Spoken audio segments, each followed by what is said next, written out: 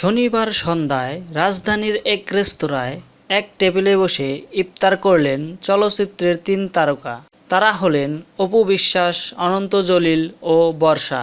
সেখানে শাকিব খান, অপুর একমাত্র সন্তান আব্রাহাম খান জয় এবং অপুর নতুন ছবি নিয়ে কথা বললেন অনন্ত ও বর্ষা জুটি। অপু বিশ্বাস বলেন, বঙ্গবিডি আয়োজিত বনানীতে একটি ইফতার পার্টিতে হঠাৎ দেখা হলো অনন্ত জলিল ও বর্ষা জুটির সঙ্গে।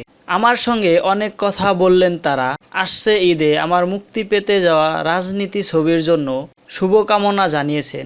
বিশেষ করে অনন্ত জলিল ভাই আমাকে ও আমার সন্তানের জন্য আশীর্বাদ করেছেন, আর আমাকে আরেকটু শুকানোর সাজেশন দিয়েছে। আরও মজার কথা হলো, তার প্রোডাকশনের নতুন ছবিতে কাজের প্রস্তাব পেয়েছি আমি, তবে এটা এখনো চূড়ান্ত কথা নয়। সামনে এ বিষয়ে আমরা আবারও মিটিংয়ে বসবো। এদিকে বর্ষাও অপুর সংসার জীবনের জন্য শুভকামনা জানিয়েছেন। অপুকে নিয়ে তিনি বলেন, তুমি মা, আমিও মা, আর সাকিব এখন তোমার স্বামী এবং জয়ের বাবা। তোমাকে বা তোমার সন্তানকে রেখে তার কোনো অন্যায় করা ঠিক না, আর এ ধরনের কোনো কাজ সাকিব করবেও না বলে বিশ্বাস করি আমি। তোমাদের সংসারের জন্য সবসময় দোয়া রইল।